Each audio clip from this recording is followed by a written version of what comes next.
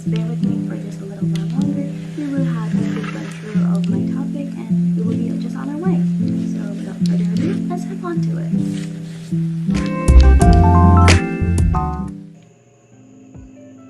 So the topic is about the key findings of the GCPI in 2017. Now before anything else, GCPI stands for the Global Power City Index, which evaluates and ranks the major cities of the world or the capital cities of each country to according what they call their magnetism or their comprehensive power to attract people, capital, and enterprises. And by enterprises, it would be the business companies or the famous brands that we all know of like Nike, Adidas, and everything that's makes up the economy of each state from all around the world. And it goes through 6 measuring functions, which is the economy, research and development, cultural interaction, livability, environment, and accessibility, all to providing a multidimensional ranking. Now that we have a good grasp of what GCPI means, let's go on to the characteristics of the GCPI in 2017. Now then, in this comprehensive ranking of this year, there are 5 cities that came on top.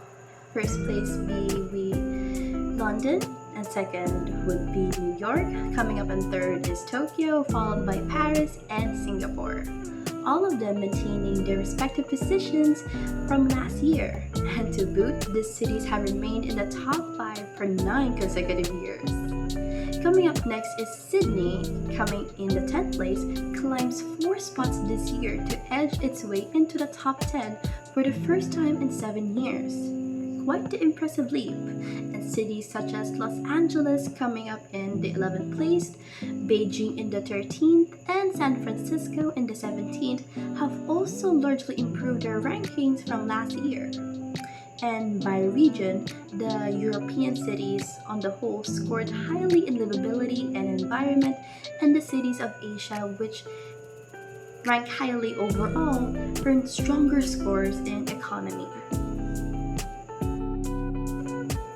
Now, upon knowing those characteristics, let's go into the trends for the top 3 cities. Coming up in the first place is London as the number 1 city in the comprehensive ranking. It's also for the 6th year in a row. Further extends its lead over the competition by improving its scores for such indicators as GDP growth rate and level of political, economic, and business risk and economy, and also for the attractiveness of dining options and number of visitors or the tourists from abroad and cultural interaction. Coming up in the second place is New York, which increases their scores for the economy indicators of nominal GDP and GDP growth rate, but somehow fails to make any significant headway in the comprehensive score, having returned weaker scores this year in cultural interaction indicators such as the number of world-class cultural events held and livability indicators like a variety of retail shops. And coming up in the third place, which is Tokyo, claimed for the first time last year and closes the gap on the New York, which came in second place this year. This is the result of the American city score stalling, while Tokyo continues to improve every year in the cultural interaction indicator of number of visitors abroad. However, Japan's capital city slips from number 1 to number 4 in economy due to weaker scores in market size and market attractiveness.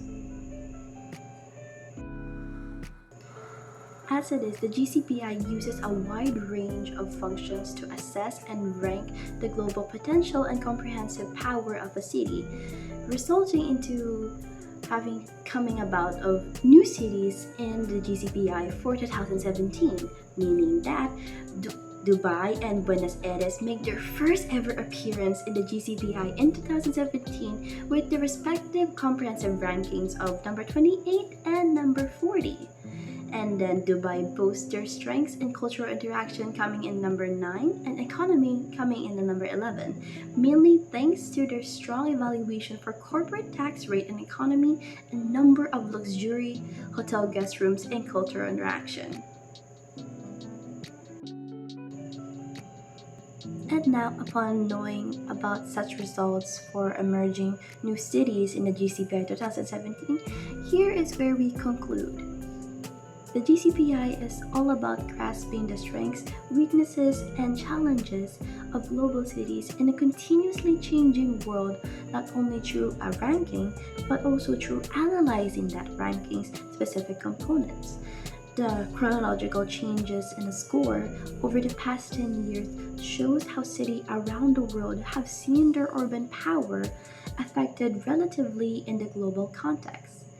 The breadth of the GCPI has also been expanded this year to encompass 44 new cities, and these cities being in Dubai, the center for trade and commerce, in the Middle East, and Buenos Aires, one of the major cities in South America.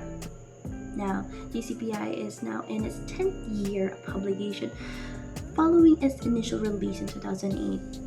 As such, within the power relations of the coming years, it will be indispensable for cities to grasp the trends shown by benchmark rival cities while understanding the appeal as well as the challenges faced in order to increase their urban power.